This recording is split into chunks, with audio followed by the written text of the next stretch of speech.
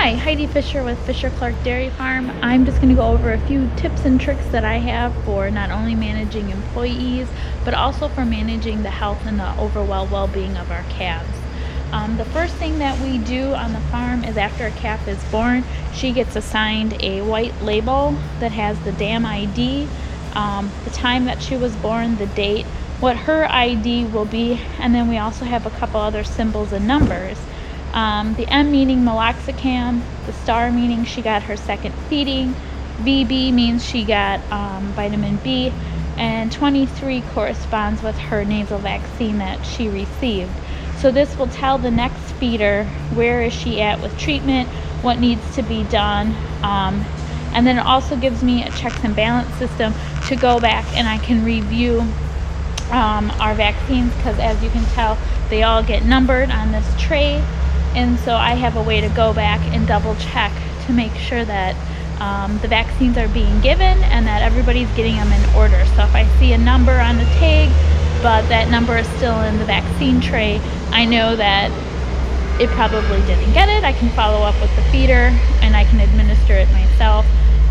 But it also kind of keeps us in line and in order and making sure that everybody's getting what they need. So another thing that we do is we test the colostrum, and then we also label, date, and put the IgG reading on the colostrum so we know, and then we label if it's like this is an 18, so we'd recommend feeding that to a bull. We have another one in here that's a 24.3. That one's been labeled for heifer, so it's an easy reference for the pushers. If we're not around, they can come in here and they know which colostrum goes to which animal.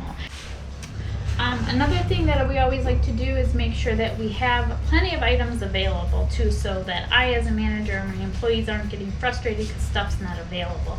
So we have ample extra syringes, needles, our probiotics that we feed, lactated ringers, tail paint, garbage bags, iodine. We have extras of everything, and we go over this about every 1 to 2 weeks to make sure we have proper inventory.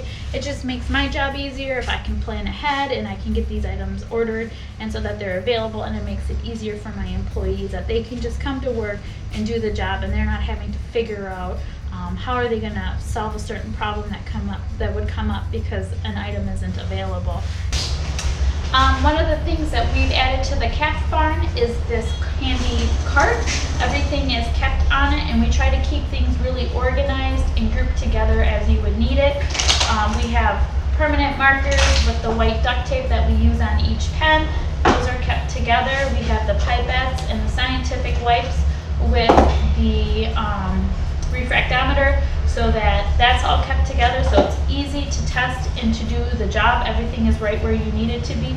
We have our sharps container, we have a pen container, our dry erase markers for doing any updates on our whiteboard to let the next shift person know what's going on.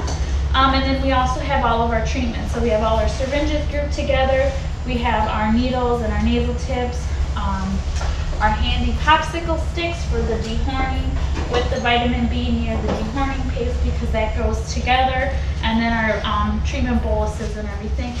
And what is really nice about this cart is that when we are in our washroom during the winter months and we're washing panels and we want to remove all of our buckets and everything out of this room, so obviously if manure and debris and other things are flying around, we're not cross-contaminating.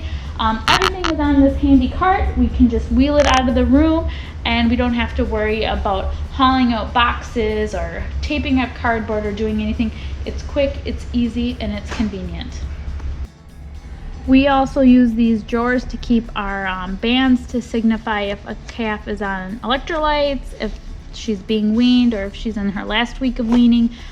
We keep all the bands together so you can come and grab what you need. We have our treatment chart in here with a pen. This keeps it kind of tucked in out of the way and also dry. But again, all of our paperwork and everything that we need for the morning is all set and ready to go in here. And then I have a drawer for ear tagging. So the latest group of numbers is here. I have a marker. Everything is kept in order.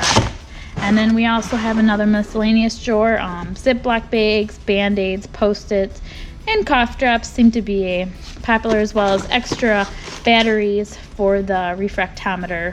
And again, it's just really important to have everything on hand, everything organized and ready to go. We used to struggle for whatever reason with the garbage being taken out on a regular basis, and so finally what I did is you can see where our garbage can is and the location of the garbage bag. And a lot of times I think the difference between jobs getting done and jobs not getting done is the convenience and the location of the tools needed. So we get a lot of our chemicals in larger containers, like 15-gallon or even larger drums, and to make it easy for the next person, we obviously pull off into smaller containers, and then we also write, like this one would go into sink 2 and it requires 5 pumps, and then this helps control how much product is being used, so we're not overusing or underusing. But our theory is to always make sure that like the soaps are full, everything is ready to go in the calf barn for the next person. Leave it how you would want to have it, so when you walk in for your next shift, everything is put away, everything's organized, everything's full, and it's ready to go.